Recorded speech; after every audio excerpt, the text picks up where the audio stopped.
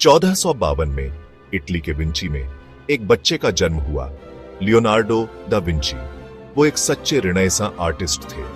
वो एक चित्रकार, मूर्तिकार, वास्तुकार, वैज्ञानिक और आविष्कारक सब थे। उनकी जिज्ञासा का कोई अंत नहीं था। आज भी दा विंची की प्रतिभा हमें प्रेरित करती है। उन्होंने रहस्यों से भरी एक विरासत छोड़ी है। दा विंची के शुरुआती जीवन के बारे में ज्यादा जानकारी नहीं है। हम जानते हैं कि उनका पालन पोषण उनके पिता ने किया था। उन्होंने कलाकार एंड्रिया डेल वेरोकियो से शिक्षा ली। यहीं से उनकी प्रतिभा निखरने लगी। बचपन से ही दा विंची में गहरी अवलोकन क्षमता थी। प्रकृति के प्रति उनका आकर्षण जीवन भर रहा। लियोनार्डो दा विंची की कला अद्भुत थी।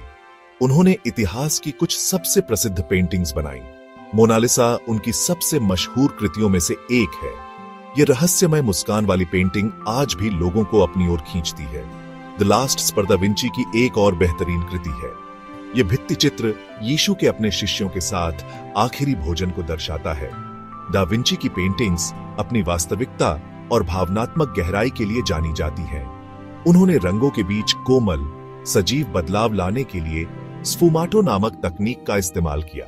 प्रकाश और छाया की उनकी समझ असाधारण थी। हर ब्रश स्ट्रोक में दा विंची का सूक्ष्म ध्यान दिखाई देता है। कला के अलावा लियोनार्डो दा विंची एक दूरदर्शी आविष्कारक भी थे। उन्होंने राइट बंधुओं से सदियों पहले उड़ने वाली मशीनों की कल्पना की थी। उनकी नोटबुक हेलीकॉप्टर, पैराशूट और टैंकों के रेखा चित्रों से भरी पड़ी है। दा विंची एक कुशल इंजीनियर और वास्तुकार भी थे। उन्होंने पुलों, नहरों और किलों का डिजाइन तैयार किया। मानव शरीर रचना विज्ञान पर दा विंची के अध्ययन ग्राउंड ब्रेकिंग थे। उन्होंने शरीर की संरचना को समझने के लिए मानव शरीरों का डिसेक्शन किया। मानव शरीर रचना विज्ञान के उनके चित्र अविश्वसनीय रूप से डिटेल्ड थे। दा विंची की वैज्ञानिक खोजें उनके कलात्मक प्रयासों से जुड़ी हुई थीं। इतनी प्रसिद्धि के बावजूद लियोनार्डो दा विंची एक रहस्य बने हुए हैं। उनका निजी जीवन गूढ़ रहस्यों से भरा है। उनकी बहुत सी रचनाएं शीशे में देखने पर समझ आने वाली लिपि में हैं, जिससे उन्हें समझना मुश्किल हो जाता है। कुछ लोगों का मानना है कि वो गुप्त समाजों के सदस्य थे। दा विंची के बाएं हाथ से लिखने और शीशे वाली लिपि का उपयोग करने ने लोगों की उत्सुकता को और बढ़ा दिया है। उनकी नोटबुक में विचारों और आविष्कारों का खजाना भरा पड़ा है।